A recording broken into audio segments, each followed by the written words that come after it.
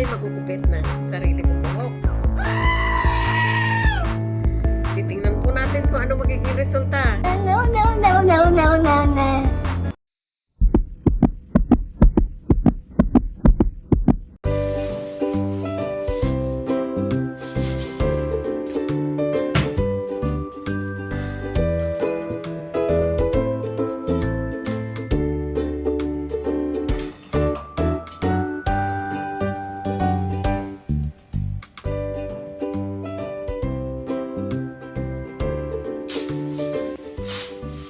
Pasensya na kayo, ang aking balabala ay plastic.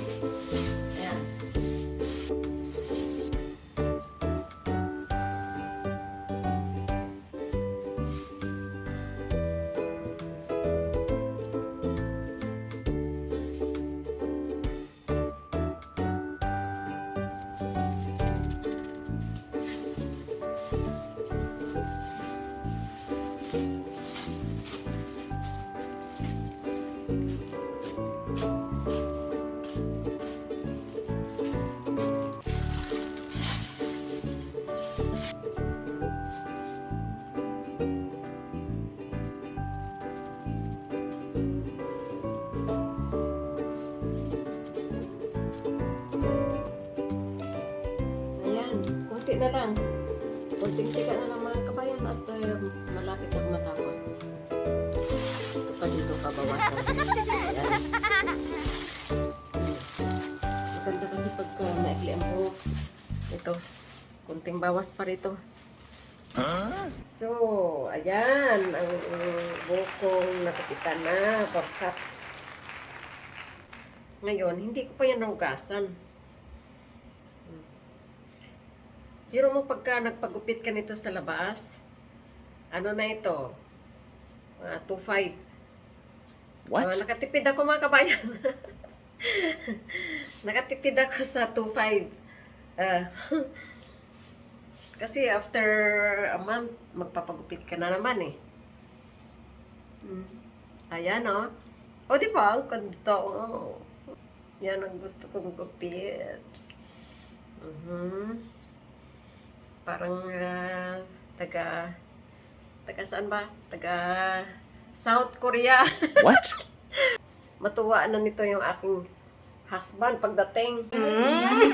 Oh. Okay, alis ka. Hugasan ko na siya at saka i-blower.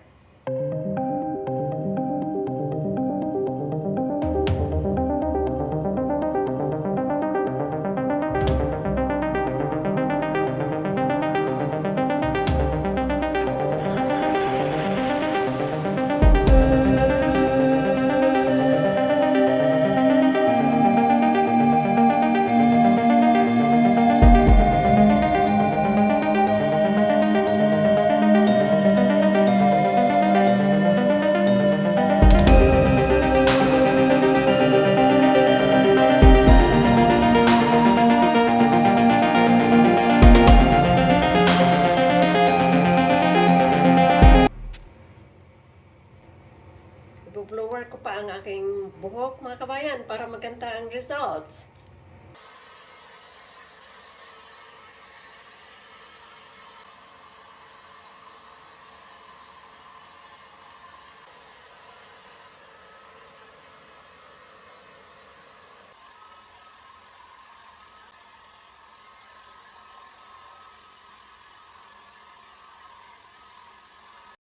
So, ito na po yung finished product ng aking sariling gupit. Ayan. Bobcat. Naiksian ko sa likod Pero maganda rin siya. Ayan o. Sino magpagupit dyan? Pagupit na. Diba? Ayan o, nakasave ako ng 2.5. Biro nyo yan. 2.5 po yan dito. 2.5. So, mga kabayan, anong masasabi nyo dito sa aking haircut? Okay na ba or pwedeng pagtiyagaan? Please comment down below. At para malaman ko kung ano yung inyong opinion. Pero maraming salamat po sa inyong panonood. 3 hours later.